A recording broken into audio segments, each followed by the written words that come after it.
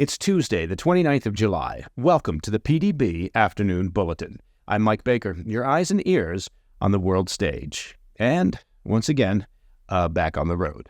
All right, let's get briefed. First up, as the war in Ukraine drags on, and Vladimir Putin continues to rebuff efforts to negotiate a peaceful settlement, well, that's because he doesn't want one, reports indicate that the U.S. has redeployed nuclear weapons to the United Kingdom. That's for the first time in nearly 2 decades. Later in the show, 4 people were tragically killed during a mass shooting in an office tower in Midtown Manhattan on Monday night by a gunman clad in body armor and carrying an AR-15 rifle. It marked the city's deadliest mass shooting in some 25 years. We'll have those details. But first, today's afternoon spotlight.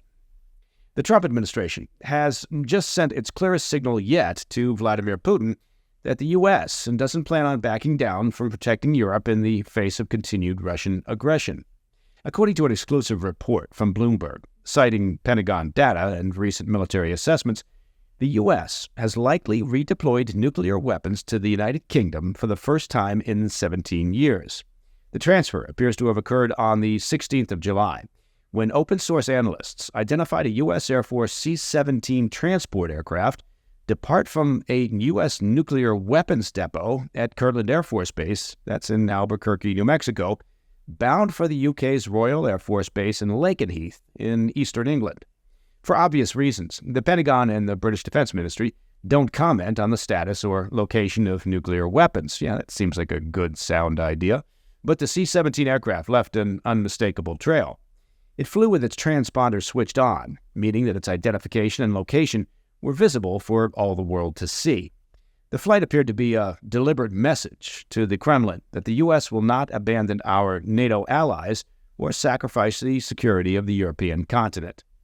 William Albuquerque, former head of NATO's Nuclear Non-Proliferation Center, also noted to Bloomberg that the C-17 was part of the U.S. Air Force's Prime Nuclear Airlift Force. That's a long name. What they're charged with is moving America's nuclear arsenal, and that the C-17 didn't fly over any other nation's territory during its journey. Now, that's in keeping with policies regarding nuclear weapons transfers. He said that leaving the transponder on allowed the U.S. to flex its nuclear strength in Europe to the Putin regime without the need for escalatory nuclear saber-rattling. Additionally, Albuquerque noted that the move shows the Trump administration is committing more flexible nuclear capabilities to Europe, creating a wider range of options for its forces. Albuquerque told Bloomberg, quote, "This is a down payment that there's more to come on shifting NATO's deterrence posture towards strengthening." He added, quote, "Returning U.S. nuclear weapons to the U.K. is no small feat," end quote. Now, independent intelligence assessments of the C-17's journey provide additional clues regarding its nuclear mission. The aircraft first departed from Lewis McChord Air Base in Washington State before heading to the Kirtland Base in New Mexico to pick up its cargo. As I mentioned, Kirtland is home to America's underground munitions maintenance and storage complex. That's the largest nuclear weapons storage site in the world, housing everything from gravity bombs to next-generation warheads. Midway through its journey to the UK, the pilot of the C-17 told ground control that the transport plane was holding, quote, "has cargo," meaning, of course, hazardous cargo. Then when it landed at the Lakenheath Air Base in Britain, the base implemented unusual security protocols, grounding other scheduled departures and imposing a strict 2.5 nautical mile no-fly zone around the base. Observers with the monitoring group Nukewatch UK tracked the mission closely and told First Post that the C-17 was, quote, "almost certainly loaded up with a cargo of anything up to 20 newly manufactured B-61-12 nuclear weapons." Now, for those not following this, the B-61-12 is a type of thermonuclear bomb, a newer version of a tactical nuclear weapon first developed during the Cold War. The bombs could be carried by several types of aircraft, including U.S. and NATO jets, as well as the newer F-35A fighters, which Britain just happened to purchase from the U.S. back in June of this year. Now, the RAF Lakenheath Air Base in Britain is no stranger to housing U.S. nuclear weapons. America stored some of its strategic arsenal at the base from 1954 until 2008, when they were redeployed due to the diminished Russian threat. But the ongoing war in Ukraine has obviously changed that calculus, particularly as Putin continues to rebuff peace negotiations, instead escalating his military operations against Kyiv. Documents from the Pentagon show that RAF Lakenheath has undergone significant renovations in recent years, suggesting they've been preparing to once again house U.S. nuclear weapons. Still, analysts note that the suspected deployment is an unprecedented policy shift by the U.S. officials, with the Federation of American Scientists telling Newsweek that, quote, it would break with decades of policy and planning and reverse the southern focus of the European nuclear deployment that emerged after the end of the Cold War, end quote. But the Trump administration appears to have essentially lost all patience with the Kremlin at this point and is looking to increase pressure on the Putin regime across all fronts. As we discussed on yesterday's PDB, on Monday, Trump announced a new, sharply reduced deadline for Russia to agree to a ceasefire in Ukraine, giving Putin just 10 to 12 days to capitulate or face crushing economic consequences. Russia, for their part, say they've been closely monitoring the activity. A Kremlin spokesman told Reuters, quote, we see a line towards escalation of tensions, towards militarization, including nuclear militarization, end quote. All right. Up next, 4 people were killed and another wounded during a mass shooting at an office tower in Midtown Manhattan in New York City on Monday night. I'll be right back. Hey, Mike Baker here. Let me ask you an intriguing question about personal finances and financial health. What if you could delay your next 2 mortgage payments, right? Imagine putting those 2 payments in your pocket and finally getting a little breathing room. Now, it's possible when you call American Financing today. Look, if you're feeling stretched by everyday expenses, I'm talking about grocery bills, gas bills, various bills piling up, well, you're not alone. Many Americans are putting these expenses on credit cards, and for many, well, there doesn't seem to be a way out. Now, American Financing can show you how to use your home's equity to pay off that debt. So call American Financing today before you get to a point where those payments seem unmanageable. Their salary-based mortgage consultants are helping homeowners just like you restructure their loans and consolidate debt, all without upfront fees, and that's very important. And their customers are saving an average of $800 a month. Now, I'm no rocket scientist, but it seems to be about a $10,000 raise. It's fast, it's simple, and it could save your budget. Call now, 866-885-1881. That's 866-885-1881. Or visit AmericanFinancing.net/PDB.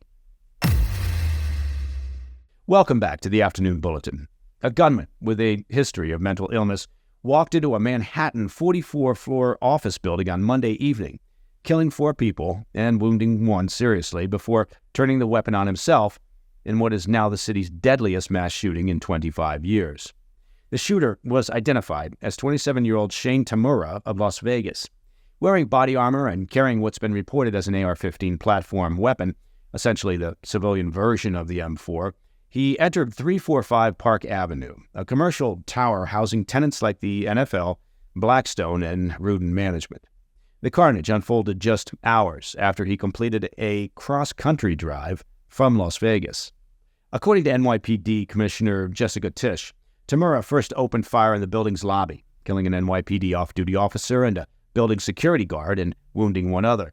He then entered the elevator, eventually shooting and killing 2 individuals working in the building, before turning the gun on himself. His rifle, covered in blood, was recovered at the scene. Authorities say Tamura had intended to target the NFL's headquarters, but took the wrong elevator bank. The other fatalities included an executive from the firm Blackstone and an executive for Rudin Management, while the wounded individual worked for the NFL. New York City Mayor Eric Adams told CBS News on Tuesday, quote, he mistakenly went up the wrong elevator, and that's where he carried out additional shootings and took the lives of additional employees. Inside Tamura's vehicle, parked nearby, investigators found a loaded revolver, spare magazines, prescription medication, and a backpack. The NYPD bomb squad cleared the car of any explosives. Tisch said Tamura appeared to have acted alone and posed no further threat to the public. As for a motive, well, authorities are still combing through a multi-page handwritten suicide note discovered in Tamura's wallet. While much of it is described as rambling, several pages focus obsessively on CTE. That's a degenerative brain disease linked to repeated head trauma. Despite never playing football beyond the high school level, Tamura appeared focused on the NFL as a source of his mental decline. One line in his suicide note read simply, quote, study my brain, please. I'm sorry. So, what else do we know about the shooter? Tamura played football as a teenager in Granada Hills, California. That's roughly 25 miles northwest of Los Angeles, and most recently worked as a casino security surveillance employee in Las Vegas. He held both a private investigator license and a concealed carry permit issued back in 2022. Perhaps most significant, Tamura had previously been placed under 2 mental health crisis holds in Nevada, one in 2022, another in 2024, under laws used when individuals are considered a danger to themselves or others. Those holds typically allow for involuntary hospitalization up to 72 hours. He also had a misdemeanor trespassing charge from 2023. Still, nothing stopped him from legally obtaining weapons or making the trip to New York. President Trump addressed the incident on Truth Social, posting, quote, "I trust our law enforcement agencies to get to the bottom of why this crazed lunatic committed such a senseless act of violence." NYPD and FBI officials are still combing through the contents of Tamura's note in search of a more complete motive. And that, my friends, is the PDB Afternoon Bulletin for Tuesday, the 29th of July. If you have any questions or comments, please reach out to me at pdb@thefirsttv.com. And to listen to the show ad-free, you know you can do that. It's relatively simple. In fact, it's very simple. Just become a premium member of the President's Daily Brief by visiting pdbpremium.com. I'm Mike Baker. I'll be back tomorrow. Until then, stay informed, stay safe, stay cool. Hey, Mike Baker here.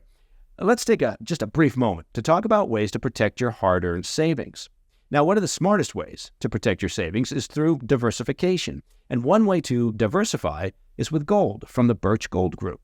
Look, gold is up some 40% just this past year. And central banks, well, they're buying up record amounts of gold, in part due to global instability. Birch Gold Group makes it easy to own physical gold, either in your IRA or, just like a lot of folks, stored safely at home. Text PDB to the number 989-898 and Birch Gold will send you a free information kit on gold. There's no obligation. It's just useful information. With an A+ rating with a Better Business Bureau and tens of thousands of happy customers, take control of your savings today. Text PDB to the number 989-898. Hey, thanks for tuning in. If you enjoyed this video, don't forget to hit that like button and leave a comment, a really positive, nice, and kind comment. That would be appreciated. And if you're not already subscribed to our channel, make sure to subscribe and turn on notifications so you don't miss any of our daily updates.